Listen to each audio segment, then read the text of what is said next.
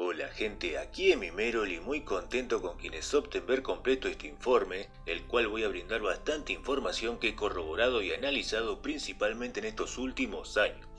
Y cuestión que voy a informar varios datos que quizá no les interesen tanto, pero bueno, muy feliz con quienes se queden hasta el final. Y como siempre algunos criterios propios voy a expresar y estos criterios míos pueden aprobar, rechazar o coincidir solo un poco sin problema ni drama alguno. Informado todo esto, ahora sí, la pregunta del informe es qué podemos concluir del universo y el planeta Tierra. Para el humano promedio es normal el concluir que el universo es una completa belleza, e incluso yo cuando veo el cosmos a primera instancia tengo la misma conclusión. No obstante, si me pongo a pensar y analizar más el asunto, pues llego a una conclusión distinta a la cual prosigo a compartirles. Resulta que resumiendo un poco investigaciones rigurosas que he obtenido, casi todo el universo está compuesto de partículas y fenómenos exterminadores de cualquier ser vivo. Ya sean plantas, bacterias, animalitos, humanos, ningún ser vivo puede sobrevivir en casi ningún sitio del colosal universo. Y es por eso que si lo pensamos un poco más, lo que vemos en el cosmos es una completa ausencia de seres vivos. Pues nadie sobrevive a la materia y energía oscura presente entre planetas, sistemas solares, galaxias, cúmulos y demás. Dicho en otras palabras, el universo sería extremadamente hostil en casi todo su porcentaje. Y si existen seres vivos en el planeta Tierra, pues es debido al campo magnético actual, a la capa de ozono actual y a la distancia actual que tenemos con el Sol. Repetí 3 veces la palabra actual, pues estas 3 circunstancias estuvieron millones de años sin ser benéficas como lo son hoy en día. E incluso estas 3 circunstancias van a volver a ser ineficientes en el futuro, pero afortunadamente más lejano que cercano sus deterioros. Preguntándonos ahora por la edad de este planeta, gracias a los estudios principalmente del geólogo y químico Claire Cameron Patterson, logramos saber que la Tierra tiene aproximadamente unos 4.500 millones de años. Ahora, paréntesis, en una de esas alguien me pregunta o se pregunta a sí mismo, ¿y qué tal si el señor Patterson mintió con ese número y en realidad la Tierra tiene solo unos miles de años? Bueno, refutar esa pregunta es bastante simple y es que en el mundo se reciben en geología cantidad de personas en cantidad de países distintos. Y todas estas personas, que son geólogos, pueden corroborar por su cuenta los estudios veraces de Patterson y de cualquier geólogo de renombre. Y este ejemplo que doy se aplica también en el ámbito de biólogos, físicos, químicos y en casi cualquier campo de estudio con respaldo. En otras palabras, está bien que seamos dudosos, cuestionadores, pero no al grado de hacernos preguntas erróneas o incautas. De hecho, en esta era actual existen personas que son escépticos extremistas y tienen afirmaciones indoctas como las que les muestro en pantalla. O sea, decepcionantemente estamos en una etapa muy incómoda para las palabras escéptico o escepticismo debido a estos extremistas. Inminentemente, si en algo concuerdan todos los geólogos y paleontólogos del mundo, es que en el planeta hubo 5 extinciones masivas de especies. Estos datos conllevan a confirmar que más del 90% de todas las especies que vivieron alguna vez en el planeta Tierra perecieron debido a la naturaleza tanto del planeta como del universo, pues de este último es de donde provienen asteroides y demás objetos rocosos. En todo caso, estos datos también dejan muy mal parados a esas personas que dicen cosas como la naturaleza es sabia, y si provoca desastres naturales pues es debido a los erróneos comportamientos de los humanos. O sea, como podemos evidenciar, la naturaleza extingue especies millones de años antes que existan humanos. Incluso durante la Edad Antigua, Media y Moderna, donde no existía la revolución industrial ni contaminaciones con magnitud, pues ahí estaban desastres como por ejemplo terremotos, no solo provocando muertes de humanos, sino de cualquier otro tipo de seres vivos. Y cuestión que es momento de aclarar algo bastante importante. Lo que estoy haciendo ahora mismo es únicamente describir tanto a la naturaleza del universo como del planeta. Pero no estoy juzgando ni recriminando nada, porque de hacerlo yo entonces sería un animista. O sea, los animistas son esas personas que creen que todo en el universo tiene conciencia y son seres sintientes, ya sean piedras, zapatillas, meteoritos, planetas y cualquier objeto que se imaginen. Momento ahora de hablar sobre el origen del planeta Tierra, de los seres vivos y luego del universo. Cuando llegue a este último me voy a extender bastante con curiosidades, reflexiones panorámicas y otras temáticas con parentesco. Comienzo entonces con el origen del planeta Tierra, el cual se formó debido a discos protoplanetarios presentes en el espacio. y más precisamente presentes alrededor de una estrella joven, que en este caso esa estrella joven es nuestro Sol. Debido a fuerzas gravitacionales, cantidad de materia bariónica se atrae entre sí, y cuando estas materias se chocan y se unen, no queda de otra que con el tiempo se convierta en una esfera. Por eso mismo esferas son justamente cada planeta, cada luna y cada sol del universo. Este planeta en sus primeros millones de años de existencia era sinónimo de océanos de lava. De hecho, en pantalla les resumo las 4 etapas de la Tierra. Por si alguno tiene clase de geología, acá les presento un resumen que hice, el cual a mí esporádicamente me sirve bastante para guiarme. Los expertos dividieron la historia del planeta en 4 eones. Tenemos el eón ádico, este nombre por Hades, la deidad griega, luego el león arcaico, el león proterozoico y el león donde nos encontramos actualmente, el fanerozoico. A modo de hacer más dinámico esta parte del informe, vamos a imaginar que el planeta tiene ahora mismo 24 horas de existencia, o sea, ahora mismo tiene un día. En pantalla, como pueden ver, los dinosaurios son muy nuevos comparados con la historia del planeta, pues aparecieron a las 22 horas 56 minutos, y nosotros los humanos aparecimos a las 23 horas 58 minutos con 43 segundos. Fíjense que figura origen de la vida a las 4 de la mañana, y para que no se preste a confusión, ese origen de la vida se refiere solamente a las primeras células en los océanos, y a lo sumo a las primeras cianobacterias. En esa etapa primitiva, gracias a procesos como la quimiosíntesis, la biogénesis y la homeostasis, comenzaron a surgir las primeras formas de vida en océanos primitivos. Ahora voy a brindar una anécdota breve de mi época en la secundaria, en la cual me hablaron sobre Tales de Mileto, el cual, como ya sabemos, es el primer filósofo de Occidente del que se tiene registro. Este pensador se destacó en matemática, física y en cuanto a filosofía, él concluyó que todos venimos del agua. Todos los seres vivos venimos del agua. Cuando la profesora de filosofía informó esto en una clase, yo pensé, ese Tales de Mileto le erró notablemente, ni siquiera se acercó. Sin embargo, si chequeamos todo el panorama geológico, químico y biológico disponible, pues todo apunta a que los primeros seres vivos provienen del agua. Luego, claro, comenzaron procesos de evolución convergente, evolución divergente o ecoevolución, y estas 3 evoluciones son respaldadas por campos de estudios como la química, la física, la biología y la paleontología. Momento ahora sí de informar sobre el universo y sus curiosidades. El universo tiene unos 13.800 millones de años desde que comenzó a expandirse, y expertos llegaron a esta cifra gracias a los llamados fondos cósmicos de microondas, a la constante de Hubble y a las ecuaciones de Alexander Friedman. Antes de que el universo se expanda, todas las partículas elementales estaban concentradas en una zona del tamaño de nuestro sistema solar aproximadamente hablando. Por lo tanto, era bastante gigante el universo antes de que se expanda. Estos datos que doy los sabemos gracias al mecanismo llamado inflación cósmica. Claro que el argumento más famoso es el Big Bang, pero este último está incompleto, pues tiene lo llamado problema del horizonte. Y por consiguiente, el argumento más completo le pertenece a la inflación cósmica que recién he mencionado. Ahora bien, es importante recordar que el universo, antes de que comience a expandirse, estaba repleto de partículas elementales. O sea, recordar la palabra partículas, que es algo plural y no singular. En el universo, antes de que se expanda, había millones de quarks y no solo un quark. Había millones de gluones y no solo un gluón. Entonces, en pocas palabras, antes de la expansión hubo mucha pluralidad y para nada hubo solo algo singular. De hecho, el universo empezó a expandirse y la pluralidad continuó. Comenzaron a formarse los primeros hadrones, protones, neutrones y piones. Informado todo esto, ahora sí vamos con la pregunta: ¿cuál es el origen de la pluralidad que resumí recién? O sea, ¿cuál es el origen de las partículas elementales presentes antes de que el universo se expanda? La respuesta la tenemos en lo llamado Ley de Lavoisier, o también conocida como Ley de Conservación de la Materia.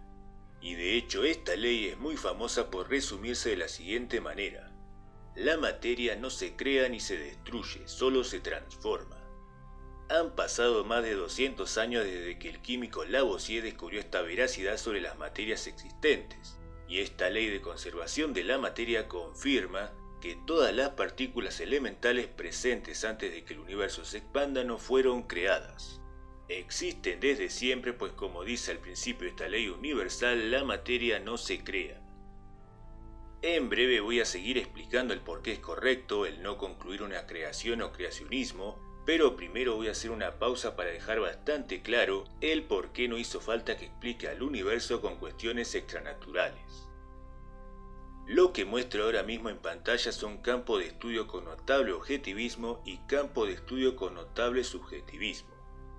Obviamente quedaron cantidad de áreas de conocimiento ausentes en esta viñeta, pero con este resumen voy a brindar diversas reflexiones para que tengamos en cuenta. Empiezo por ejemplo con biología. Si hablamos con un biólogo de Asia, un biólogo de Sudamérica y un biólogo de Europa, pues no importa si los tres no se conocen al ser de distintos continentes. Los tres llegan a conclusiones muy pero muy parecidas en torno a cuestiones biológicas. Y este ejemplo encuadra con todos los rubros de arriba. O sea, 3 expertos en geología, 3 en física, los rubros de arriba logran casi siempre un objetivismo tal como puse como título. Y ahora, yendo a un rubro de abajo, por ejemplo numerología, si se unen 3 numerólogos de 3 continentes distintos, lo más probable es que los numerólogos tengan conclusiones muy desiguales unos de otros. Es decir, lo que dejarían en evidencia es que su campo de estudio es bastante subjetivo. Y este ejemplo de recién encuadra también con los demás rubros de abajo. Ahora, una pregunta interesante que podemos hacernos es cuáles son las diferencias clave entre los rubros de arriba con los de abajo. Empiezo con una diferencia bastante clave. Si leemos un libro de algún rubro que está en la zona de arriba, es indudable que vamos a leer información muy compleja, difícil de entender e incluso que nos vamos a aburrir fácilmente. Salvo claro que nos entusiasma excesivamente uno de estos rubros. Pero en la mayoría de los casos es evidente que tendríamos lecturas aburridas por la complejidad de las mismas. En cambio, si leemos libros con alguna temática de abajo, es muy probable que el humano promedio se asombre enseguida, pues los rubros de abajo tratan sobre temáticas extranaturales en menor o mayor medida. O sea, temáticas que a la mayoría de la gente les maravilla y les resulta atrapantes. Ahora, justamente hasta puedo cambiar los títulos de estas dos divisiones. Por ejemplo, campo de estudio que suelen aburrir por su complejidad y campo de estudio que no suelen aburrir. Los dos títulos cambiados y sin embargo ningún rubro subió ni ninguno bajó. Y de hecho vamos con 2 cambios más. Áreas de conocimiento con mucho respaldo corroborativo y áreas de conocimiento con poco o nada de respaldo corroborativo. Y si no, áreas de conocimiento con evidente episteme y áreas de conocimiento con evidente doxa. Una disculpa por hacer larga esta pausa, pero considero que estamos ante una reflexión panorámica bastante importante y descriptiva sobre qué conocimientos aburren al humano promedio y qué conocimientos atraen al humano promedio.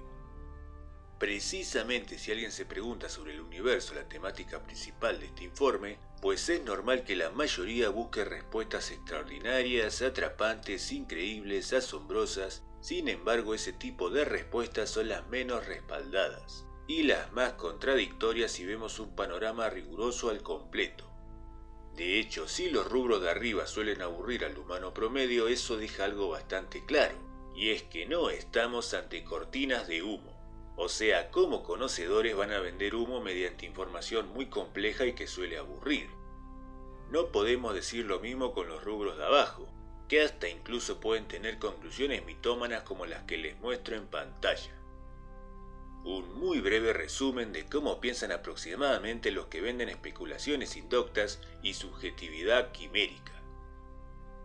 Cuestión que varios rubros de la sección de abajo los voy a contrarrestar en un próximo informe, el cual voy a dedicárselo a lo llamado pensamiento mágico, y también será dedicado a los que se autoproclaman despiertos.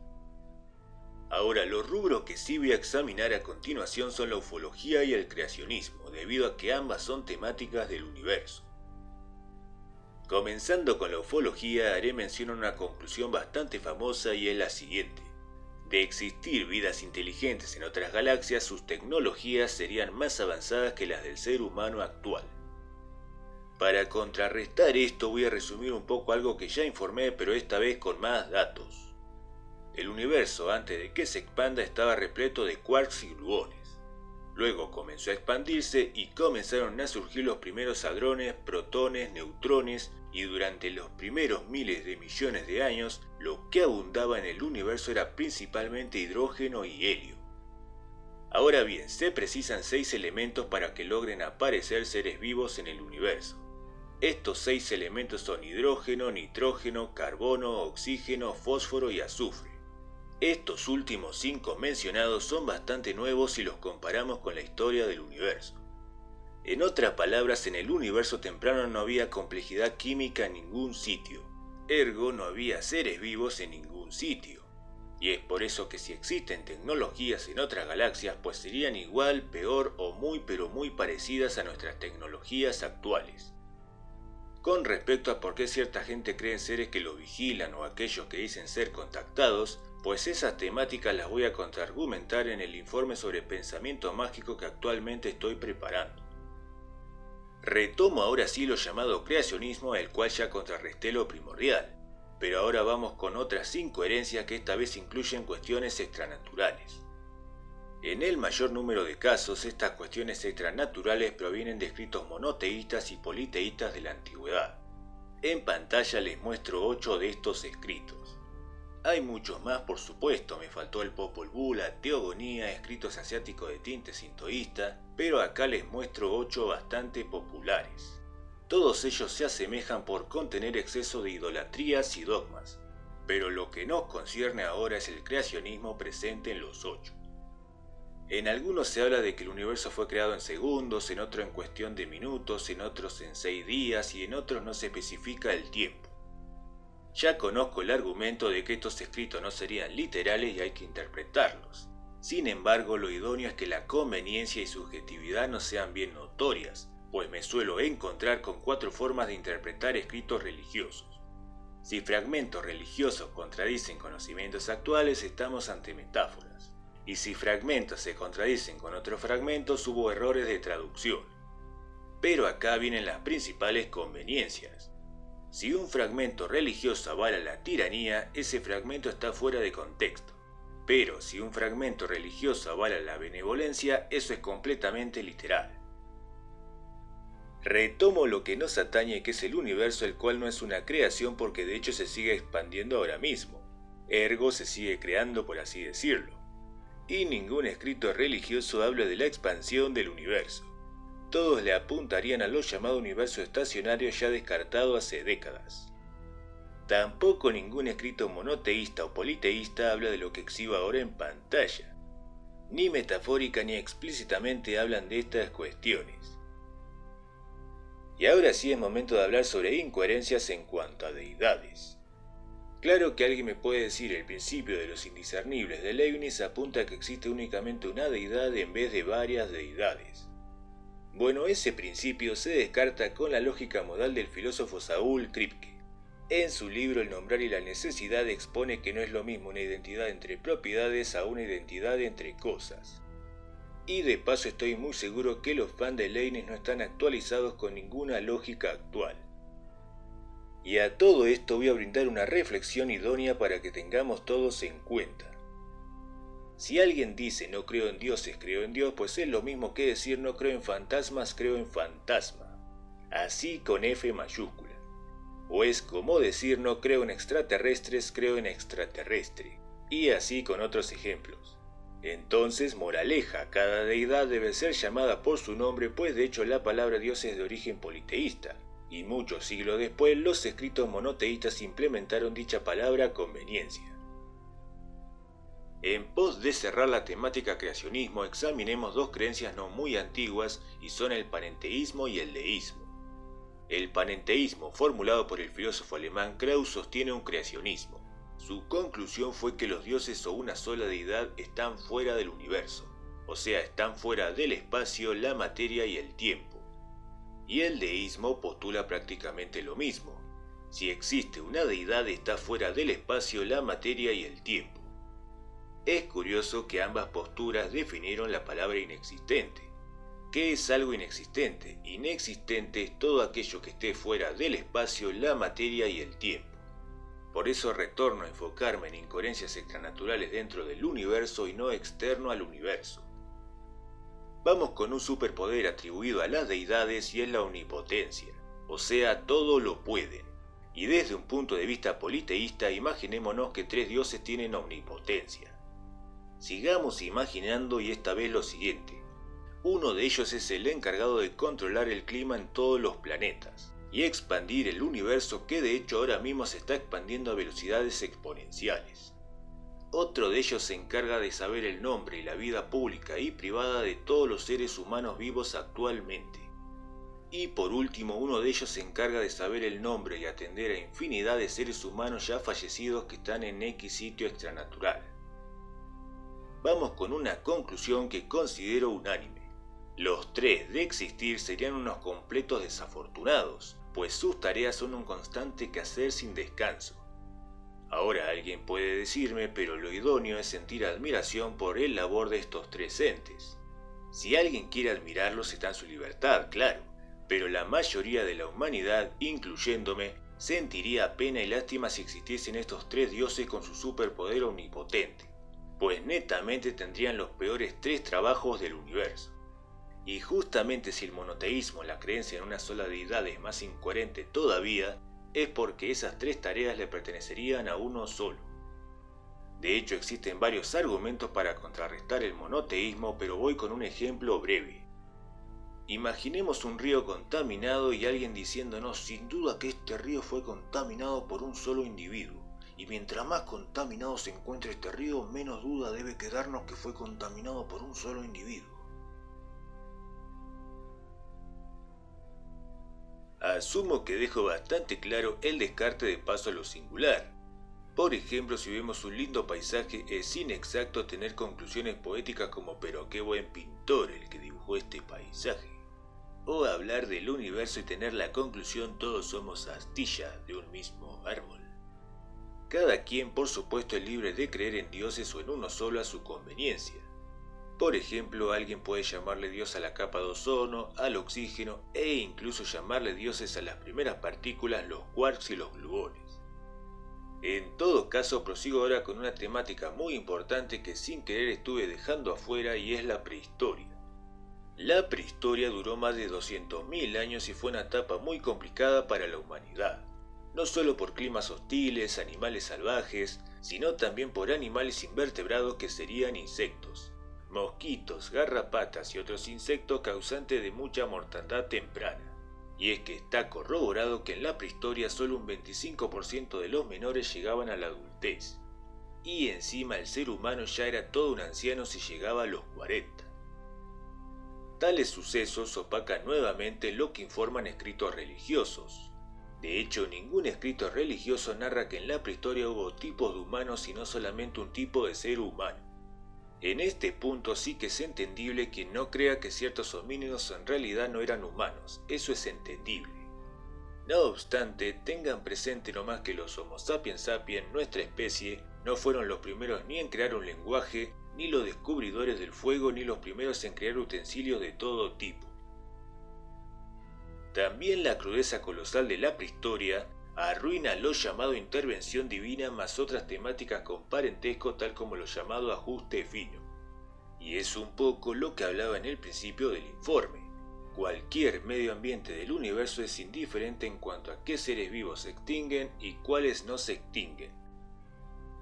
Y ahora, debido a que la prehistoria está respaldada tanto por la arqueología, geología, genética, biología y varios otros campos de estudio, pues momento de informar que de paso queda muy descartada la teoría de la simulación. En torno a esta famosa teoría, no solamente es creída por ciertos adolescentes, sino que incluso hasta es creída por gente de la tercera edad. Ellos hablan que debemos desconectarnos, liberarnos de una Matrix, pero el problema no solamente reside en que su hipótesis se desvanece ante los campos de estudio recién mencionados, sino que no sobrevive tampoco al realismo directo ni al hilo realismo propuesto por Mario Bunge.